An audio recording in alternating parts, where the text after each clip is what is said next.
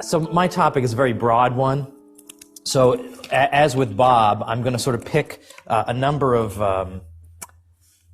topics that are relevant to American history that involve economics, and just show how it's useful to have a sound economic understanding in order to understand American history. It enlightens you. It allows you to see things you wouldn't otherwise be able to perceive.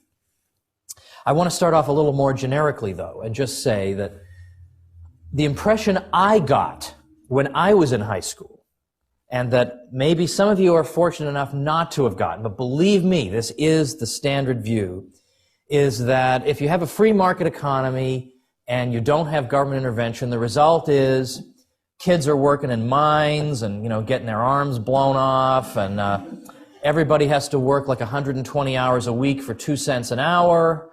Everybody's pretty much crawling around in the dirt searching for worms for sustenance.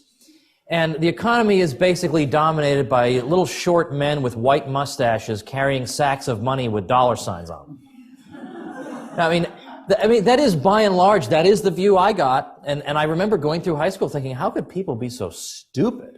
And not as sophisticated as I am. They don't understand that we need wise overlords to administer everything, because otherwise we'd be at the mercy of these guys on the top of the Monopoly package. What would it take to get people to realize the folly, the error of their ways?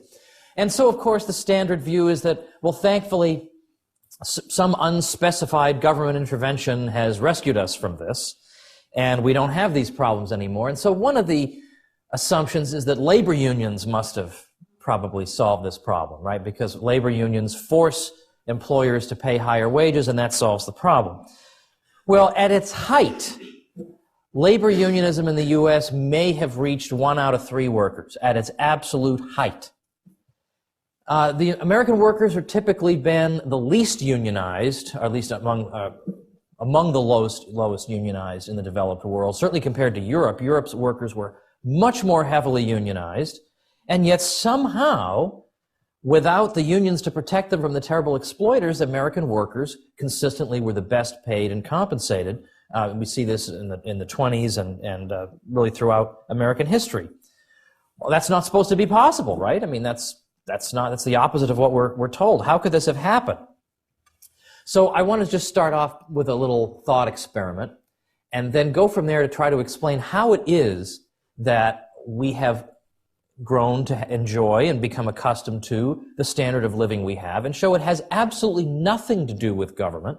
The only thing the government can do in terms of the average standard of living is disrupt and diminish it. That's all it can do. That it's entirely due to the free market, entirely due to the wicked private sector and the wicked exploiters that we have the standard of living we enjoy.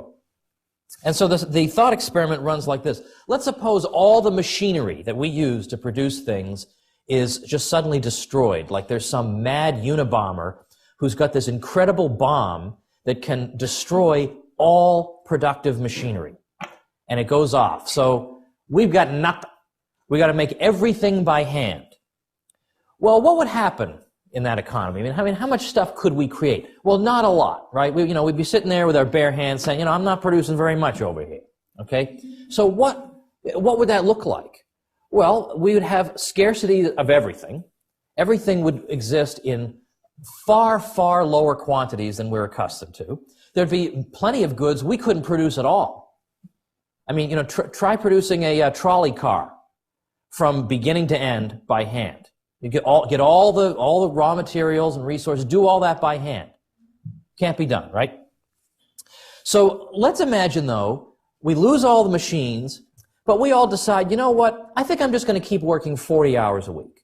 I'm just going to keep working 40 hours a week.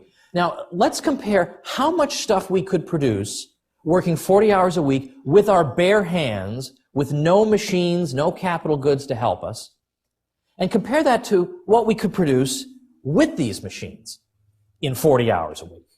Well, obviously, in 40 hours a week with these machines, we can produce basically, the abundance we see around us today. But if we've got 40 hours with these crummy hands of ours per week, how much stuff are we producing? I mean, a tiny, tiny sliver, the tiniest sliver of what we used to of what we used to produce. So when you get your paycheck in that situation, the non-machine economy situation, you get your paycheck, when you go out to spend it, what are you going to find? Everything's very expensive because everything's very scarce and so is commanding a very high price. You have to work very hard and very long to earn the purchasing power necessary to buy the things you want. Now, would that situation be the fault of the terrible exploiter who's employing you? Would that be his fault? That you can't get very much stuff with your paycheck? Do we need labor unions to get your pay to go up 10 times? What would that help if there ain't no stuff to buy anyway? What if we paid you 100 trillion Zimbabwean dollars? Would that help the situation? If there ain't no stuff to buy, it doesn't matter. Your wages can keep going up and up and up. The problem is the stuff isn't there. So this is not the fault of the exploiter, so-called, who's employing you. It's the fault of reality. It's the fault of the fact that the economy is so freaking primitive, it can't produce the physical stuff necessary to give you the standard of living you're accustomed to. Well, that is exactly the economy that people living in the early Industrial Revolution were living in. A very primitive economy with very primitive machines and still a lot of goods being produced by hand. And people are sort of the opinion that the reason workers weren't being paid very much in those days was that evil capitalists were keeping all the wealth to themselves. But the problem was that there wasn't much wealth in the first place. That's the problem. What that economy needed wasn't more government wealth redistribution. It needed more machines so that we can produce more stuff, so that the stuff will exist in greater abundance, so that it's not so expensive, and therefore my paycheck can stretch farther and farther to be able to purchase more and more stuff. That's what that economy needed. Whereas, if we simply were to persist in this situation where we've got very few machines, very, very primitive production process, and just hope that through agitation or legislation, let's pass a law saying that everybody gets a TV set and a new hat and whatever. Well, again, the reason that the workers in that situation don't have TV sets and hats is not that the relatively very few rich people are hoarding all the television sets. It's that there aren't any television sets. It's not that the relatively few rich people are hoarding all the furniture and all the meat. It's that there is relatively little furniture and meat being produced. So that even if we took all the stuff of the guys with the white mustaches and the sacks of money, even if we took all their stuff and redistributed it, the result for the average person would be completely negligible. You wouldn't even notice the improvement in your standard of living. Okay, you'd have an extra 1 penny. That's it. And also, on top of that, there is the moral problem. Stealing is probably a bad thing. But just from a practical point of view, there aren't enough of these guys to go around anyway. So again, the problem is not that somehow greedy people in the midst of the darkness of the night, skulking around the edges of the night, leaped out and grabbed everything one night. They got all the TV sets. No, the problem is that we just simply need more investment in capital goods that can produce more stuff, make the economy more physically productive. That's what happens in a market economy.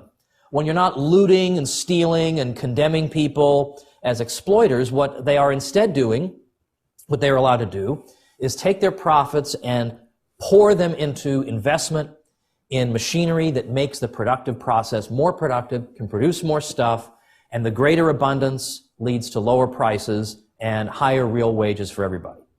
There is absolutely nothing whatsoever the government can do to assist in that process. All it can do is hamper that process by taxing these people, by taking their wealth away, and thereby depriving us of the funds that society needs for the capital goods to allow us to be able to produce more stuff. There's nothing government can do to make this process any better. All it can do is make it worse. Now, we can see this process going on in our lives today. That if you look, for example, at the mid-20th century, and you compare it to the year 2000, so the end of the 20th century, how many minutes did you have to work to earn the money that would give you the purchasing power necessary to buy a loaf of bread? Well, it was 6 minutes in the middle of the 20th century. It was down to a little over half that, 3.5 minutes, by the turn of the century. Because your labor, thanks to the available machinery, was more productive. You could produce more stuff quicker, and therefore your labor was worth more and could command more resources. Likewise, what about a dozen oranges? Well, in the mid-20th century, you'd have to work 21 minutes to earn the money that would have the purchasing power necessary to buy you a dozen oranges. By the end of the 20th century, instead of 21 minutes, it's like 9. So less than half the time is necessary. Or if you want 100 kilowatts of electricity. Now, this is going to be a little tricky now because of this little complication. But we'll just go from, it's our friends, the new wonderful poison bulbs. It's now a bragging point that this bulb says, hey, no poison in it. No poison. You can see it's got no mercury. So let's leave aside the benefits of the 21st century and stick with the 20th. But 100 kilowatts of electricity. You'd have to work for 2 hours in 1950 to earn the purchasing power to buy that. By the end of the 20th century, it was only 14 minutes. And it goes on and on and on. Like a pair of jeans, well, at the beginning of the 20th century, you'd have to work 9 hours to get that purchasing power, to buy that. By the middle of the century, it was 4 hours, and then by the end of the century, it was 3. How about a 3-pound chicken, you're all dying to ask me? Well, the answer to that is over 2 hours, nearly 3 hours in 1900, 71 minutes in 1950, and 24 minutes by the end of the 20th century to earn the money necessary that would give you the purchasing power to buy you a 3-pound chicken.